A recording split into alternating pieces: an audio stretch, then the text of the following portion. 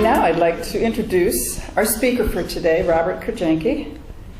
And I was thinking back when I first met Robert. It seems like I've always known you, Robert.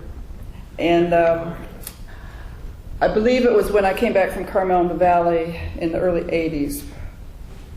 Robert, you were here leading us all at the fellowship.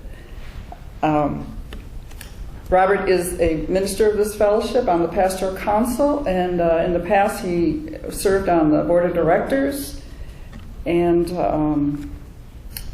he's been instrumental in our community outreach and is an active and assisting the Judeo-Christian Outreach Center. He also gives lectures at the Association for Research and Enlightenment. Robert is an author and poet. And a few years ago, he collaborated with the late Ruth Ann Milliken, and she put his poetry to music. And I was blessed to be a part of that in singing a few of them here at the fellowship. And to me, Robert is a very gentle soul, very healing.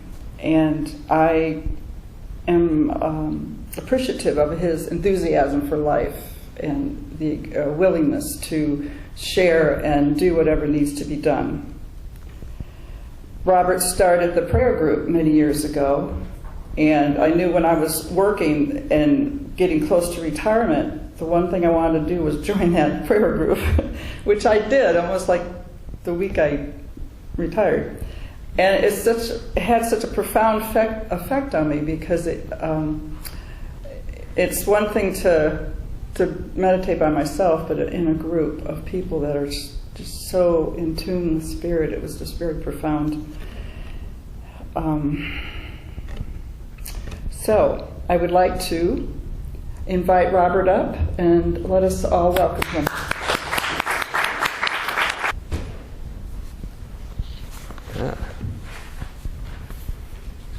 It's nice to look and see when you have a small group than usual, that these who showed up were the ones who felt to come, felt the touch of the angel. So I like to always, each morning, acknowledge the unseen forces that surround me, that come in the name and spirit of the Christ to bless, teach, heal, guide, and direct. So I acknowledge their presence for me and for you. So they're here. They like things to go well when we're talking of the Spirit. So their charge is to guide and direct and teach and heal. So we're going to talk today about the soul of the America. And we're talking about this today because, and this is only a personal feeling, but when not George Bush, I'm going back too far, our president today, Donald Trump, when he first got into office and started dictating policies and so on, a lot of people got nervous and actually got scared. And some talked about moving to Canada, where they would feel safe. But that was a passing thing. And because of the research I did way back when we did the bicentennial, I had done some looking into America's spiritual foundation and how it happened to be formulated and what was behind it. So it's like Casey says, everybody know who Edgar Casey is? I ask that question because sometimes I do a talk at the ARE and I have to ask, everybody know who Edgar Casey is? And sometimes people don't, but they're at the ARE, so you can't assume anything. Anyway, that little aside made me lose my place. Oh yeah, So I asked Bruce if I could speak, do a lecture on America's foundation. But because I wanted people not to be scared, because America is going to survive. They asked Edgar Casey, will our democracy survive? And Casey said, it's up to the people, basically. The democracy will survive. The people may not, but the democracy will. So that's like an eternal principle, democracy, that is deep in our souls. We're born with it. And each soul has, Casey tells us, a desire for freedom. And that's the basis upon which our country was founded. To give people, the common person, freedom and self-empowerment, self-direction. And I know Bruce is one of Bruce's favorite teachers is Emmett Fox. And Emmett Fox has this to say: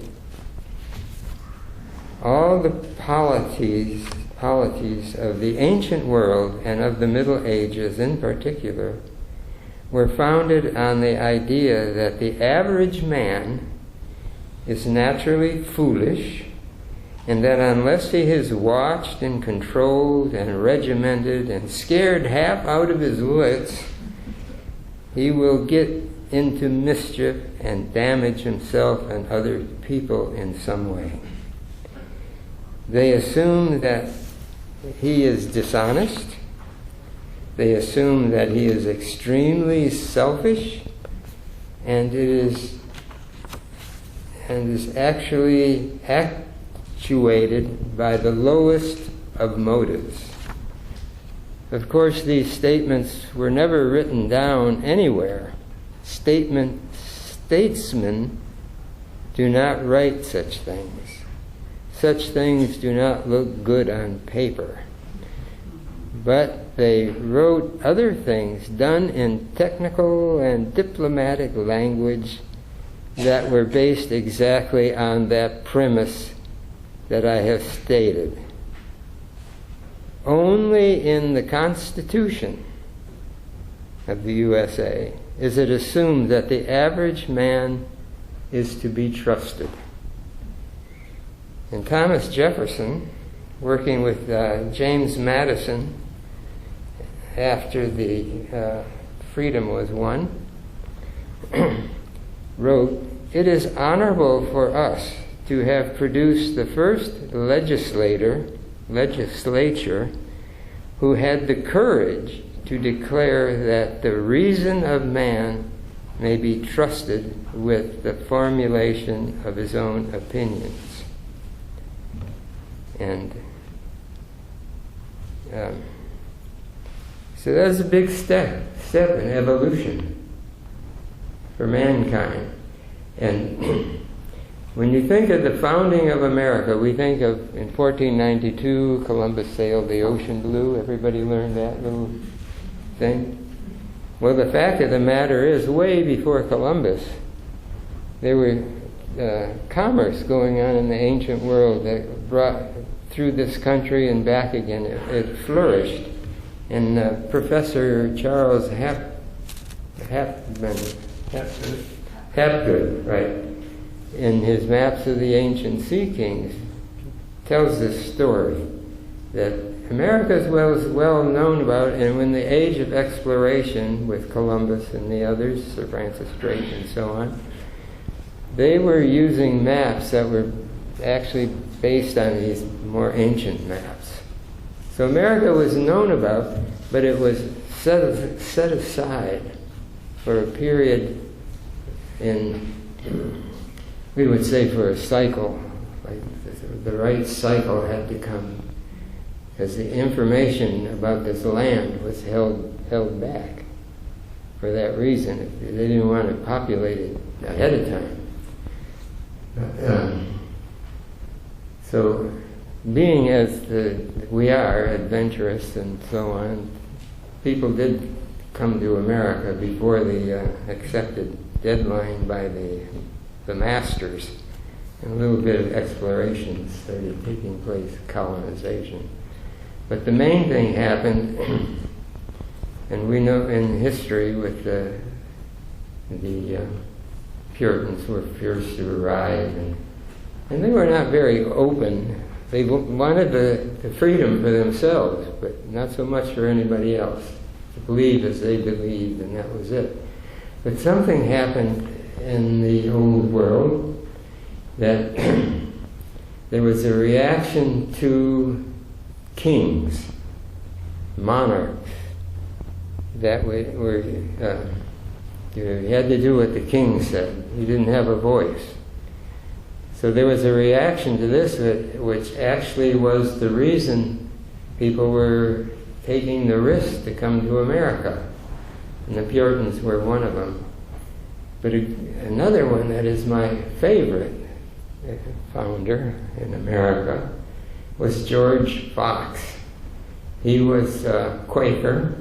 He had been imbued with the Quaker vision of the God within, and that this was possessed by all people, had this access to the Spirit, and he had a zeal for it. So he was one of America's first missionaries. He was, if I recall, he went to, he thought the Puritans needed to be a little more open and expressive. But what he did that is remarkable is he founded the colony of Philadelphia, the city of brotherly love. And he gave equality to the sexes. He gave free education. He made it so that if a person was thrown in jail, that time was to be spent in education and edification. It wasn't a punishment. Various things like that, and especially the peace testimony, not to shoot or kill in the defense of or your greedy nature to acquire property and wealth and so on. It was to restrain that. And he did, the colony of Philadelphia flourished for about 60 or 70 years. And then the German from Germany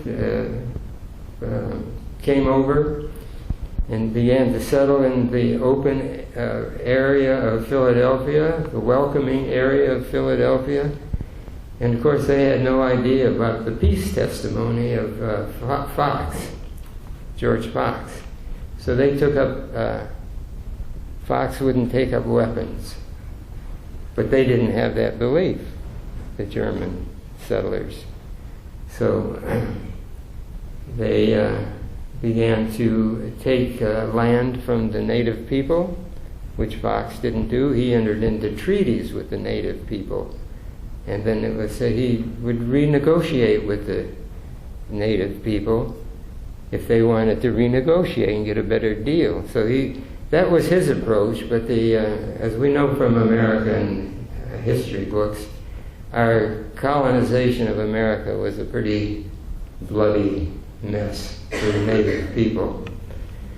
But Penn's example, and Penn, what he established in the earth plane here, brought into manifestation, remained a light, because after the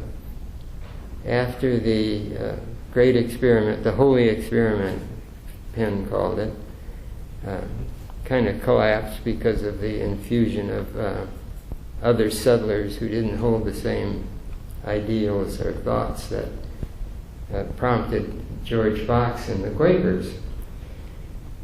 But after that demise of the holy experiment, what happened next?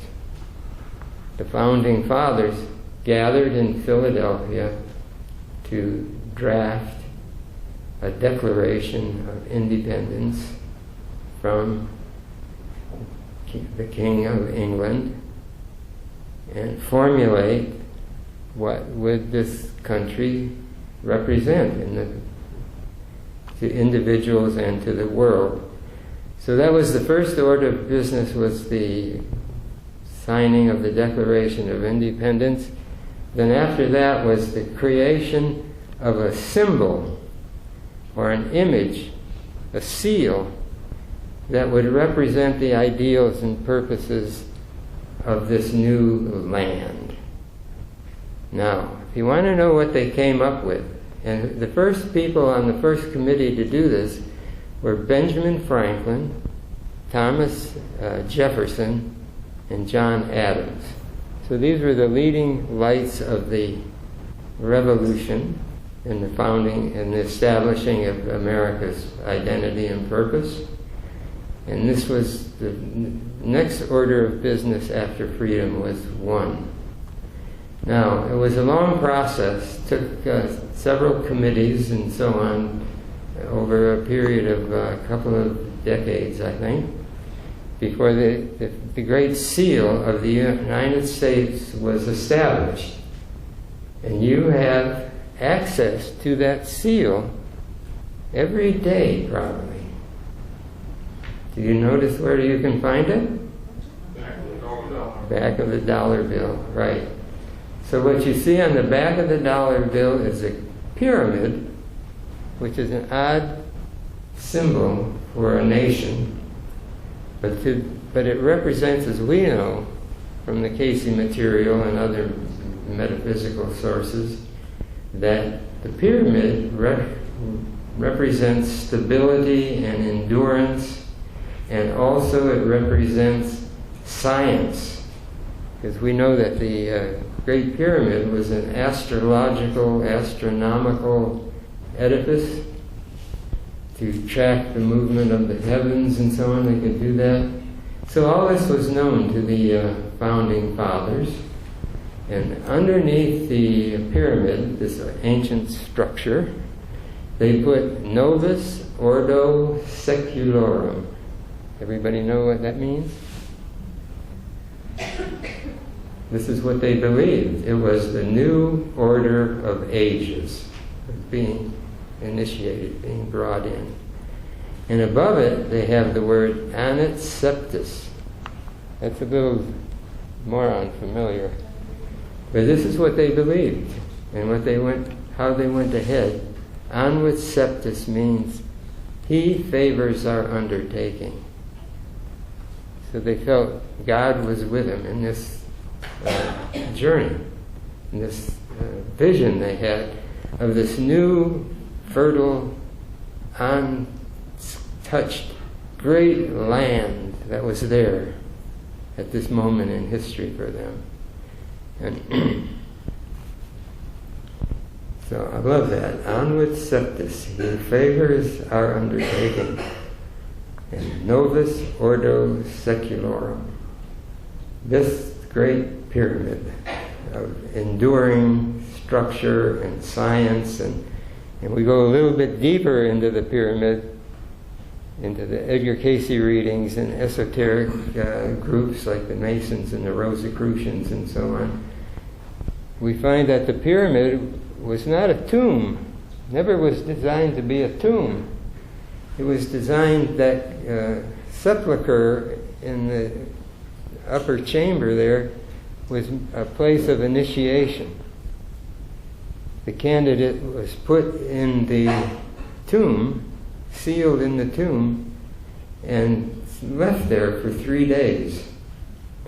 And they say when they opened the tomb, the candidate was either dead, stark raving mad, or was a master. He could do soul and spirit travel. So that's part of our legend and so on. But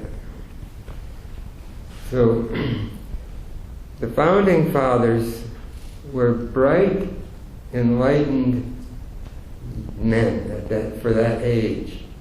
They all had ties to Masonry and Rosicrucianism and other new ancient wisdom philosophies, and they had this belief that the common man was very powerful and to be trusted. And So now we read, I think it is again from Emmett Fox, but I'm not sure because I don't quote the source here. Now it is easy to see why the Constitution calls definitely for personal initiative, personal self-reliance, personal common sense, and a disposition to compromise sensibly where there can't be complete agreement, and why it cannot work, why the Constitution cannot work unless we have these things. A disposition to compromise and self-reliance, self-initiative. The American Constitution would be unworkable unless people were self-reliant, self-determined, and resourceful. So again, Casey said the people may fail, the democracy will not fail. That then becomes the condition of the land. So the founding fathers and mothers, they had a big hand in it too. They don't get as much credit as they should, I'm sure, if we know how family life works with enlightened people. But and now I lost my place again. So we look at the pyramids and we look at the eagle. Now the eagle, the bald eagle. Now there are other eagles in heraldry, but they have a tuft on their head. Like it's only in the American bald eagle that's bald.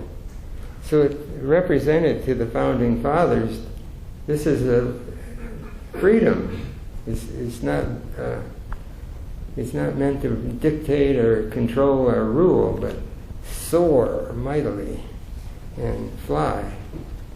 And so they had a lot of respect for the eagle, and there's a passage in the Exodus where Moses takes the children across the Red Sea into the Promised Land, and I think it's Psalm 91 that I bear you up on eagle wings. And we know that's a hymn. I think we sung it in here. We will bear you up on an eagle's wings. Da, da, da, da, da. So we find, we've got 10 minutes, okay. Thank you. I knew I could easily overtalk today. So the eagle is on the seal, and on the seal the eagle is clutching arrows in the left hand and an olive branch in the right. So that means the motivating ideal always is for peace and unity. And new order of ages, Novus Ordo Secularum. And you think about like the nation's mandala, that seal, and we can use it personally. Do we have that soaring spirit within us that wants freedom? Freedom for yourself, freedom for others. The eagle was thought to have a great vision. It could see great distances, could see far ahead. So this was chosen. And I need a dollar bill to kind of reference myself again. You're free to choose your dollar bill if you have one. And look at it and kind of think about that. And you always think, what's behind these images? How did this come about? And who?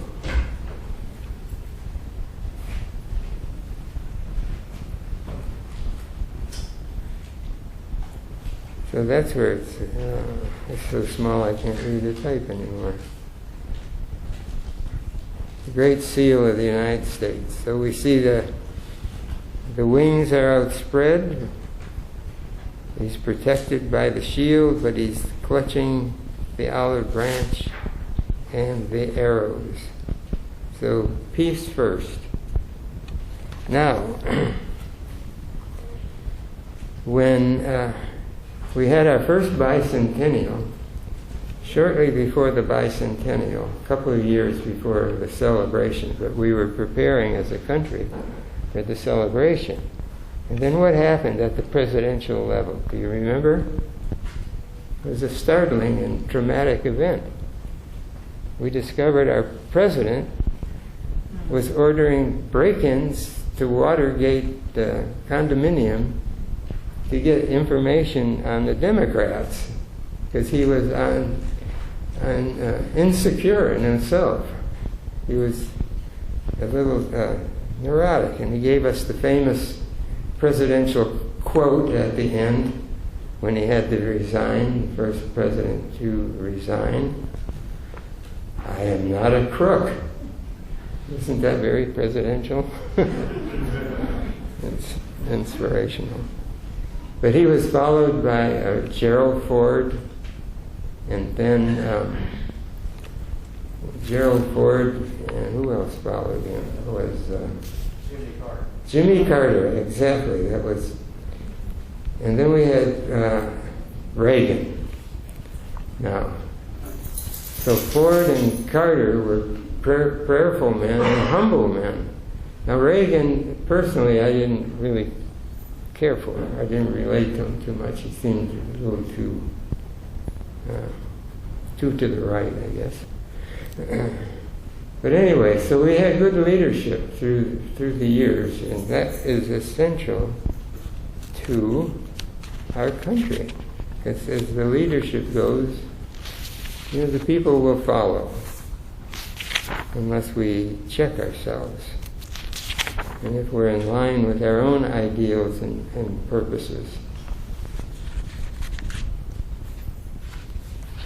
So, where are we? There we go. Okay.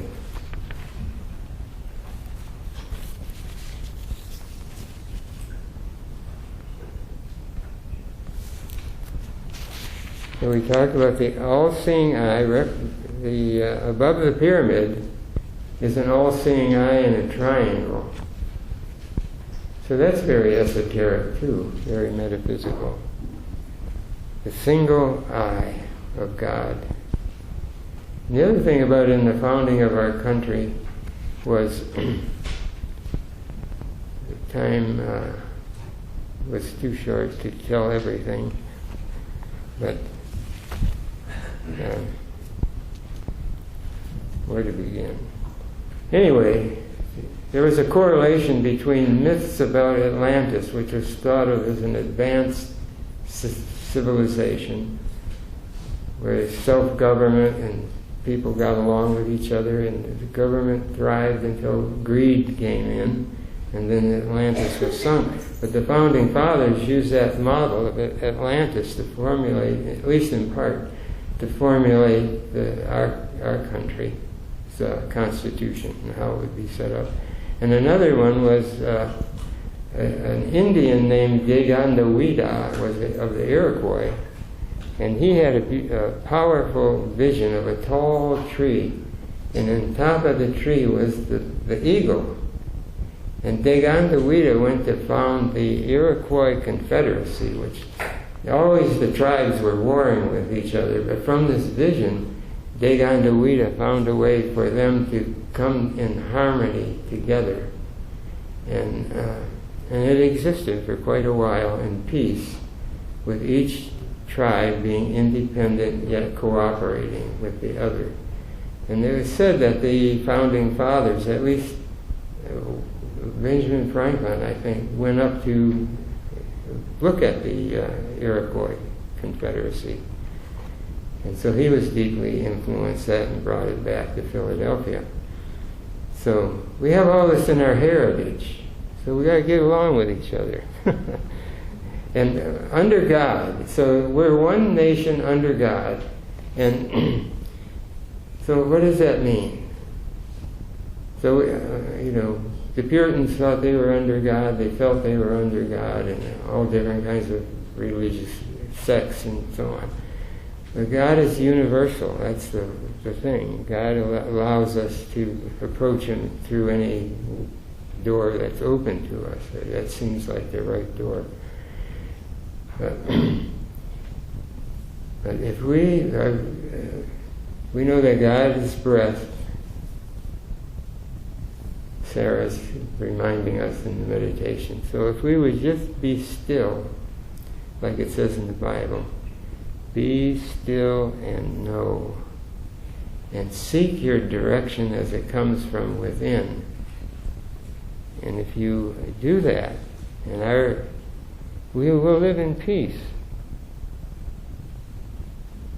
He said, America is meant, the ultimate rule in the world will be that which is, Casey says,